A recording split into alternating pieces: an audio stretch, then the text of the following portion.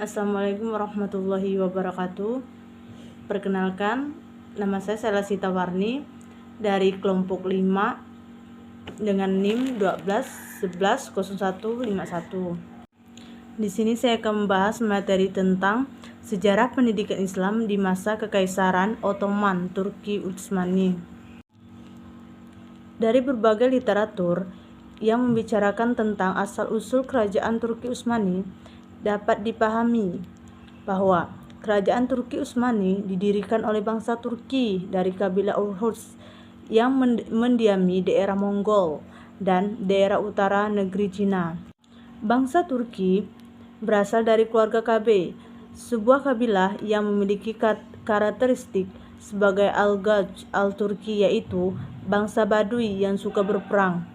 Cikal bakal lahirnya dinasti Utsmaniyah bermula dari kafilah yang dipimpin Artogrol. Menurut Hamka Utsmani Ibnu Sauzi mengumumkan berdirinya kerajaan Turki Utsmani pada tahun 699 Hijriah atau 1300 Masehi. Pendiri kerajaan ini dan keturunannya berkuasa sampai tahun 1922 Masehi. Ini menunjukkan bahwa kerajaan ini mulai berkuasa dari abad ke-14 sampai dengan awal abad ke-20.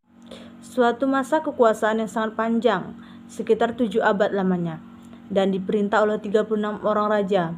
Sejak diproklamirkan oleh Utsman pada tahun 1299 Masehi dan menjadi raja pertama sampai dengan Muhammad Wahid al-Din sebagai raja terakhir yang memerintah tahun 1918 sampai dengan 1922 Masehi. Kerajaan Turki Utsmani mencapai puncak pada masa pemerintahan Sultan Muhammad 1451 sampai dengan 1484 Masehi. Sehingga tidak heran jika kerajaan ini dapat menguasai daerah yang sangat luas yang meliputi semenanjung Balkan, Asia Kecil, Arab Timur Tengah, Mesir, Afrika Utara. Sebuah kerajaan akan selalu mengalami masa gemilang dan masa suram, seperti halnya dengan kerajaan Turki Utsmani.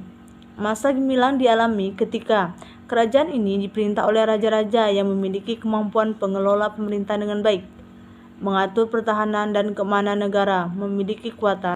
Secara praktis, Daulah Turki Utsmani menjadi stagnan di bidang ilmu pengetahuan dan teknologi.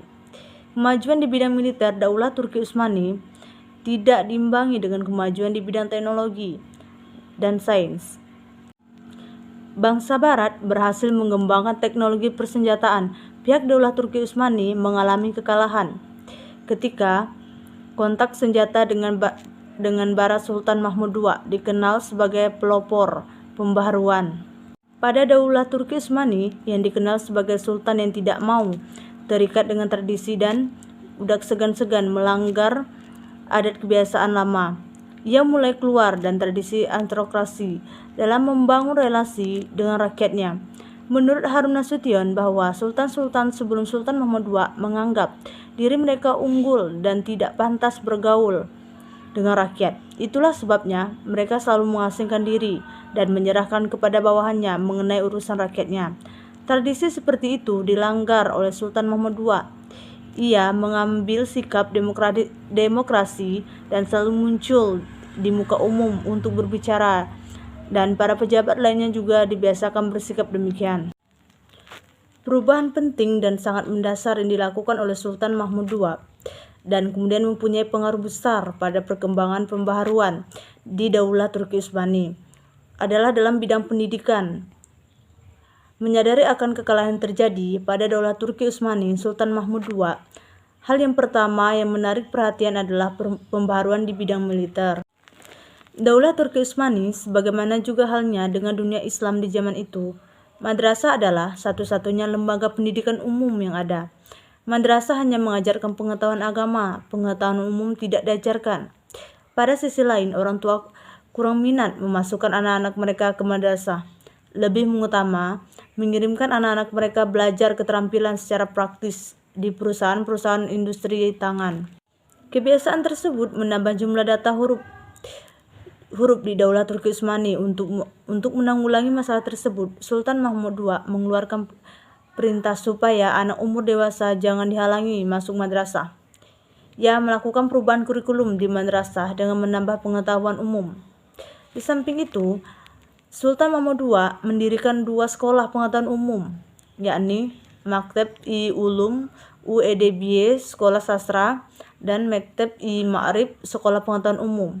Siswa yang diterima di sekolah tersebut adalah tamatan madrasah yang mempunyai prestasi tinggi. Sekolah Maktab-i Ma'rif Sekolah Pengetahuan Umum dalam kurikulumnya selain pengetahuan agama juga pengetahuan umum seperti bahasa Prancis, ilmu bumi, ilmu ukur, sejarah, dan ilmu politik, dan juga dalam kurikulumnya adalah mendidik anak untuk menjadi pengawal administrasi. Sekolah Maktab-i Ulum UEDBY Sekolah Sastra dalam kurikulumnya selain pengetahuan agama dan bahasa Arab seperti Maktab-i Ma'rif juga disediakan penerjemah-penerjemah untuk keperluan pemerintah. Sultan Mahmud II dalam meningkatkan mutu pejabat pemerintahnya, ia membangun sekolah istana.